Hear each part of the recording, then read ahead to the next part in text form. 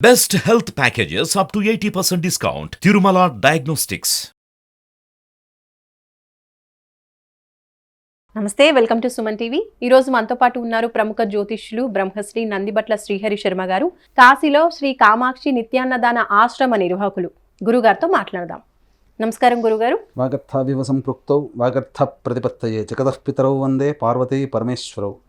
అన్నపూర్ణే సదా పూర్ణే శంకర ప్రాణవల్లభే జ్ఞానవైరాగ్య సిద్ధ్యర్థం భిక్షాం దేహి చ పార్వతి. మాతా చ పార్వతీదేవి పితాదేవో మహేశ్వరః. బాంధవా శివభక్తాశ్చ స్వదేశో భువనత్రయం. సదాశివసమారంభాం శంకరాచార్య మధ్యమాం అస్మదాచార్యపర్యంతం వందే గురుపరంపరాం. ఆదిత్యాయ చ సోమాయ మంగళాయ బుధాయ చ గురుశుక్రశనిభ్యశ్చ రాహవే కేతవే నమః. శృంగేరి జగద్గురు పీఠాధిపతులు శ్రీ శ్రీ శ్రీ భారతీ తీర్థ మహాస్వాముల వారికి, శ్రీ శ్రీ శ్రీ విధుశేఖర భారతీ తీర్థ మహాస్వాముల వారికి, కంచి కామకోటి పీఠాధిపతులు శ్రీ శ్రీ శ్రీ విజేంద్ర సరస్వతి మహాస్వాముల వారికి ప్రణామములు తెలియజేసుకుంటూ కార్యక్రమాన్ని ప్రారంభిద్దాం. గురుగారు, మరి ఈరోజు వృశ్చిక రాశి వారికి ఈ సంవత్సరం అంతా కూడా ఏ విధంగా ఉండబోతోంది? పరిస్థితులు అనుకూలించాలి అంటే వాళ్ళు ఎటువంటి పరిహారాలు పాటించాలో తెలియజేయండి. ముందుగా సుమన్ టీవీ ప్రేక్షకులకి 2024 సంవత్సరం ఆంగ్ల నూతన సంవత్సర శుభాకాంక్షలు తెలియజేసుకుంటూ, ఈ 2024 సంవత్సరంలో వృశ్చిక రాశి వారికి ఏ విధంగా ఉండబోతుంది, మంచి చెడు విషయాల గురించి క్లుప్తంగా తెలియజేసుకుందాం. ఇక గమనించుకున్నట్లయితే చాలామందికి ప్రేక్షకులకి సందేహం ఉంటుంది, పంచాంగ శ్రవణం అన్నప్పుడు రాశుల ఫలితాలు ఉగాది టు ఉగాది చెప్పుకుంటారు కదా, మరి జనవరి నుంచి చెప్పుకునే ఆచారం మనకు లేదు కదా అని అంటుంటారు. ధర్మశాస్త్రం ఏం చెప్పబడుతుందంటే, ప్రపంచమంతా ఒక విషయమై ఆమోదయోగ్యం ఒకే విషయమై చెప్పబడితే అది కూడా శాస్త్ర సమ్మతమే అని చెప్పబడుతుంది.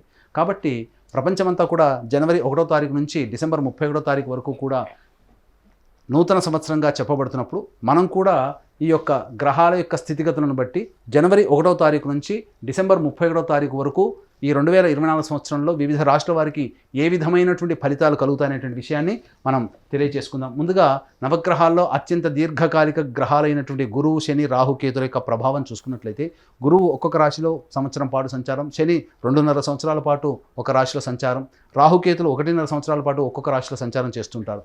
ప్రస్తుతం ఈ 2024 సంవత్సరానికి మనము ఈ యొక్క గ్రహాల యొక్క సంచార ప్రభావాన్ని దృష్టిలో పెట్టుకొని, ఈ మేజర్గా గురు, శని, రాహుకేతుల యొక్క ప్రభావమే 12 రాశుల మీద కూడాను ప్రభావం చూపుతుంది. కాబట్టి ఈ యొక్క రాశుల వారికి ఏ విధమైనటువంటి ఫలితాలు ఉంటాయని ఈ యొక్క గ్రహాల యొక్క స్థితిగతులను బట్టి మనం తెలియజేసుకుందాం.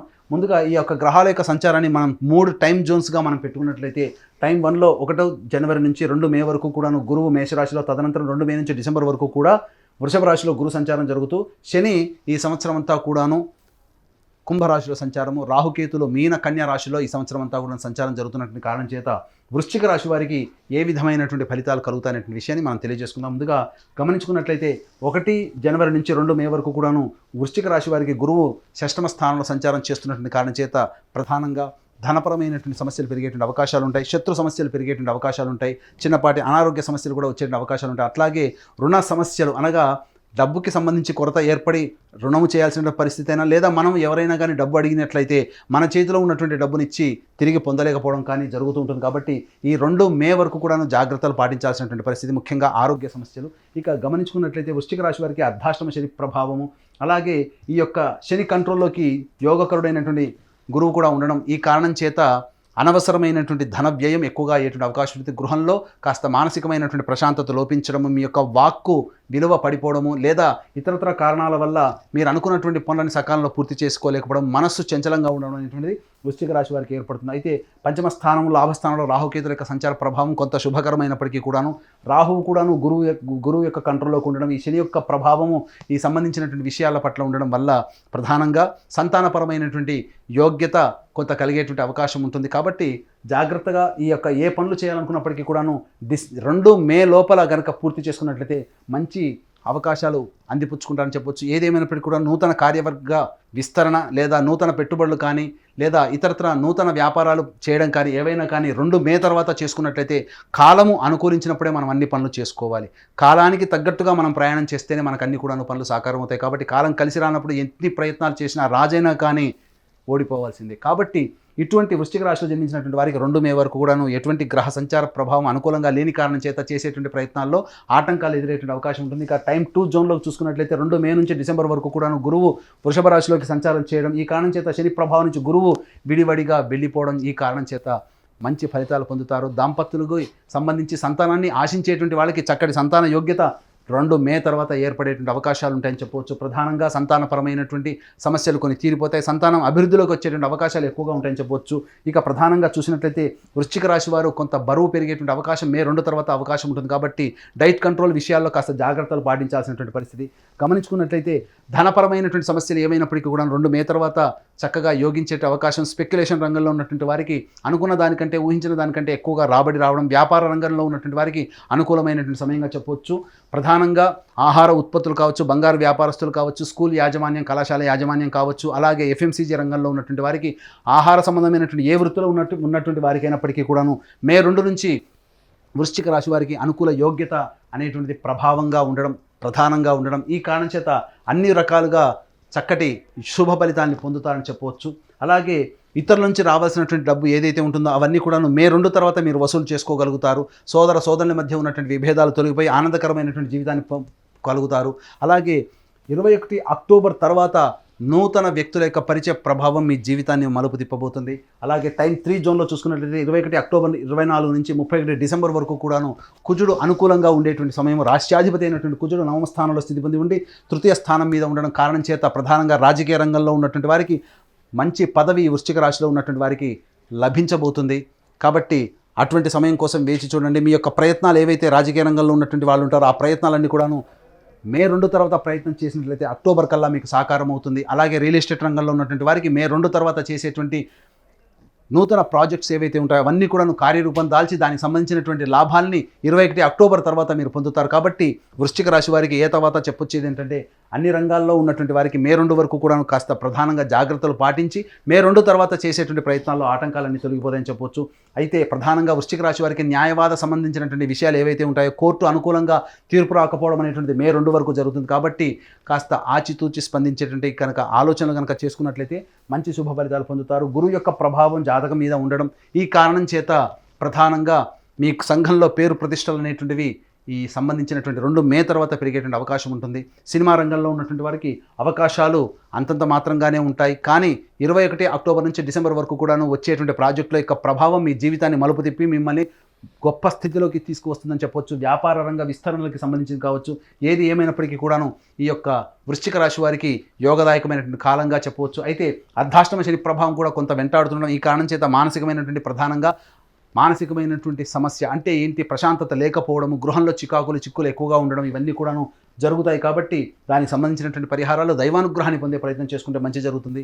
తల్లిగారి ఆరోగ్యం పట్ల శ్రద్ధ వహించాల్సినటువంటి పరిస్థితి. అలాగే గృహానికి సంబంధించినటువంటి చేయు మరమ్మతులు కావచ్చు, లేదా గృహ విస్తరణ కావచ్చు, లేదా నూతన గృహ కొనుగోలు సంబంధించినటువంటి విషయాలన్నీ కూడాను మే 2 వరకు కూడాను ఆలోచన చేసి జాగ్రత్తలు పాటించండి. మే 2 తర్వాత గృహానికి సంబంధించిన ప్రయత్నాలన్నీ కూడాను చక్కగా విజయవంతమవుతాయి. అలాగే విద్యార్థులకు సంబంధించినటువంటి విదేశీయానానికి సంబంధించిన ప్రయత్నాలన్నీ కూడాను మే 2 తర్వాత సఫలీకృతం అవుతాయి. కాబట్టి ఈ మే 2 వరకు కూడాను విద్యార్థులకి కొంత గడ్డు కాలం అని చెప్పొచ్చు. కాబట్టి చేయాల్సినటువంటి పరిశ్రమ కంటే ఎక్కువగా శ్రమ పడాల్స్తే కానీ ఉత్తీర్ణత సాధించలేనటువంటి పరిస్థితి ఈ వృశ్చిక రాశిలో ఉన్నటువంటి విద్యార్థులు కలుగుతాయి. కాబట్టి ఆశించిన ఆశాభంగం కాబట్టి ఎక్కువగా శ్రమ కోరిస్తే తప్ప విద్యార్థులు ఉత్తీర్ణత సాధించలేరు. కాబట్టి అవకాశం ఉన్నంత వరకు కూడాను స్వయం కృషితో ముందడుగు వేసేటువంటి ప్రయత్నం చేయండి. ప్రధానంగా గమనించుకున్నట్లయితే ఈ యొక్క వృశ్చిక రాశి వారికి మే 2 వరకు కూడాను ఉద్యోగస్తులకి ఉద్యోగ బదిలీలు జరిగేటువంటి అవకాశాలు ఎక్కువగా ఉంటాయి, లేదా ఉద్యోగాన్ని కోల్పోయేటువంటి అవకాశాలు ఎక్కువగా ఉంటాయి. ఏది ఏమైనప్పటికీ కూడా కొంత గురు ప్రభావం ఉన్నటువంటి కారణం చేత ఈ యొక్క సంబంధించినటువంటి ప్రయత్నాల్లో దైవానుగ్రహంతో కనుక మీరు ఉన్నట్లయితే ఉద్యోగ భద్రత అనేటువంటిది మీకు పెరుగుతుంది. ప్రధానంగా గమనించుకున్నట్లయితే ఈ యొక్క మే 2 వరకు కూడాను ఏ పని చేయాలన్నా కూడాను అనాసక్తత, బద్ధకము అనేటువంటిది ఎక్కువగా పెరగడం, తద్వారా ప్రతి పని యందు కూడాను ఆలస్యము, అడ్డంకులు అనేటువంటివి మే 2 వరకు కలుగుతాయి. కాబట్టి ఏ పని చేయాలనుకున్నప్పటికీ కూడాను త్వరితగతిన పూర్తి చేసుకునేటువంటి అవకాశాన్ని ఆలోచన ముందు పెట్టుకొని మీ పని పూర్తి చేసుకుంటే కనీసం 70% వర్క్ అయినా కానీ మీరు పూర్తి చేసుకోగలుగుతారు. అయితే మే 2 తర్వాత గ్రహాల యొక్క అనుగ్రహం సంపూర్ణంగా ఉండడం, 21 అక్టోబర్ నుంచి చాలా చక్కగా ఉండడం ఇవన్నీ కూడా మీ జీవితాన్ని మలుపు తెచ్చేటువంటి విధంగా ఉంటాయి. కాబట్టి జాతకరీత్యా కాకుండా మనం గోచారరీత్యా ఫలితాలు చెప్పుకుంటున్నాం. కాబట్టి మీ యొక్క జన్మ జాతకాన్ని కూడాను దగ్గర పెట్టుకొని గోచారరీత్యా ఉన్నటువంటి ఫలితాలను కూడాను బేరీజు వేసుకొని మీ యొక్క జీవితంలో వచ్చేటువంటి మంచి చెడుని కూడాను చక్కగా మంచి ఉపాసనా పరులైనటువంటి జ్యోతిషుల చేత మీ యొక్క జాతకాన్ని కనుక చెప్పించుకున్నట్లయితే తప్పకుండా మంచి ప్రభావం అనేటువంటిది కలుగుతుంది. ఇక వృశ్చిక రాశి వారికి వివాహానికి సంబంధించిన ప్రయత్నాలు ఏవైతే ఉంటాయో కొంత గడ్డు కాలంగా మే 2 వరకు అని చెప్పవచ్చు.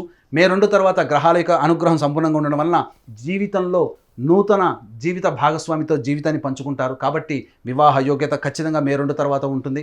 అలాగే దాంపత్య విభేదాలు కలిగి ఇబ్బందులతో బాధపడేటువంటి ఈ వృశ్చిక రాశి వారికి మే 2 తర్వాత అనుకూలమైనటువంటి వాతావరణం ఉండడం, తద్వారా జీవిత భాగస్వామి ప్రేమ ఆప్యాయతని పొందడం అనేటువంటి జరుగుతుంది. అలాగే భాగస్వాముల మధ్య విభేదాలు ఉన్నప్పటికీ కూడా మే 2 తర్వాత ఆ పురపచ్చాలన్నీ తొలగిపోయి చక్కటి ఒక అనుకూలమైనటువంటి వాతావరణంలో మీరు ఉంటారని చెప్పొచ్చు. కాబట్టి అవకాశం ఉన్నట్లయితే తప్పకుండా దైవానుగ్రహంతో కూడుకున్నటువంటి ప్రయత్నాలతో మీరు ముందడుగు వేసినట్లయితే ఈ యొక్క 2024 సంవత్సరం అంతా కూడాను శుభదాయకంగా ఉంటుందని చెప్పవచ్చు. ఇంకా ఏ దైవాన్ని ఆరాధించడం వల్ల వృశ్చిక రాశి వారికి ఈ సంవత్సరం అంతా కూడా అనుకూలంగా ఉండే అవకాశం ఉందంటారు? వృశ్చిక రాశి వారు ప్రధానంగా సుబ్రహ్మణ్య స్వామి ఆరాధనని చేయాలి. ప్రతిరోజు కూడాను రోజుకి 3 సార్లు సుబ్రహ్మణ్య భుజంగ స్తోత్రాన్ని పారాయణం చేసుకొని కనుక ముందుకు వెళ్ళినట్లయితే అనుకూలమైనటువంటి వాతావరణాన్ని మీరు పొందుతారు. అలాగే ప్రతి గురువారం రోజున దత్తాత్రేయ ఆరాధన చేసుకున్నా, లేదా ప్రతిరోజు దత్తాష్టకం కాలభైరవాష్టకం రోజుకు 3 సార్లు, సుబ్రహ్మణ్య భుజంగ స్తోత్రం 3 సార్లు పారాయణం చేసుకున్నట్లయితే ఈ సంవత్సరం అంతా కూడా వచ్చేటువంటి ఆటంకాలు ఏవైతే ఉంటాయో అవన్నీ కూడాను తొలగిపోతాయని చెప్పవచ్చు. అట్లాగే ప్రతి మనిషికి కూడాను పాత సంవత్సరం ఉన్నటువంటి ఫలితాల నుంచి కొత్త సంవత్సరంలో గొప్ప జీవితాన్ని ప్రారంభించాలనుకుంటారు. అనుకున్నటువంటి పనులన్నీ కూడా 2024 సంవత్సరంలో పూర్తి చేసుకోవాలనేటువంటి ఆలోచన ఉంటుంది. కాబట్టి మానవుడు ఎంత ప్రయత్నించినప్పటికీ కూడాను రవ్వంత దైవానుగ్రహాన్ని పొందే ప్రయత్నం చేయాలి. కాబట్టి ఇటువంటి దైవానుగ్రహం కోసం మీ యొక్క సంకల్పం నెరవేరడం కోసం ప్రతి నెల సంకల్ప సిద్ధి హోమాలు మా పీఠం ఆధ్వర్యంలో జరపబడుతున్నాయి. 21 రోజుల పాటు ప్రతి నెల 21 రోజుల్లో జరుగుతాయి. అలాగే తండ్రి వైపు 7 తరాలు, తల్లి వైపు 4 తరాల్లో ఏవైనా దుర్మరణాలు అనగా road accident, fire accident, suicide attempt, నదిలో బావిలో పడి చనిపోవడం, ఇంట్లోంచి వెళ్ళిపోవడం, లివర్ ఫెయిల్, కిడ్నీ ఫెయిల్, క్యాన్సర్తో చనిపోవడం, బ్రహ్మచారిగా లేదా కన్యగా చనిపోవడం, 60 సంవత్సరాల లోపల ఏ విధంగానైనా అల్పాయుషుతో చనిపోవడం, కుటుంబ పెద్దలకి పిండ ప్రదానం చేయలేకపోవడం, ఇవన్నీ కూడా పితృదోషము లేదా పితృశాపం అంటారు. కాబట్టి ఇట్టి పితృదోషము పితృశాప నివారణకి మా పీఠం ఆధ్వర్యంలో ప్రతి నెల సశాస్త్రీయంగా నిజాయితీగా పితృదోష నివారణ పూజలు కార్యక్రమాలు జరిపించడం జరుగుతుంది. అలాగే కాశీలో మా సొంత భవనం శ్రీ కామాక్షి నిత్యాన్నదాన ఆశ్రమంలో శివ బంధువులకి అందరికీ కూడా ప్రతిరోజు నిత్యాన్నదానం జరుగుతుంది. మీ యొక్క పెళ్లి రోజున కానీ, మీ పుట్టినరోజున కానీ మీ యొక్క సంతోషాన్ని మీ కుటుంబ సభ్యులు, మిత్రులతో పాటుగా కాశీలో ఉన్నటువంటి శివబంధువులతో కూడా పంచుకోదలిస్తే కార్యక్రమ తదనంతరం అన్నదాన వివరాలన్నీ కూడా పూర్తిగా తెలుసుకోవచ్చు. అలాగే వృశ్చిక రాశి వారికి అదృష్ట సంఖ్య, అదృష్ట వారం గురించి తెలియజేయండి. వృశ్చిక రాశి వారికి అదృష్ట సంఖ్య 2, అదృష్ట వారము సోమవారము, గురువారము అని చెప్పవచ్చు. ధన్యవాదాలు గురుగారు. సర్వం శ్రీ ఉమామహేశ్వర పరబ్రహ్మార్పణమస్తు.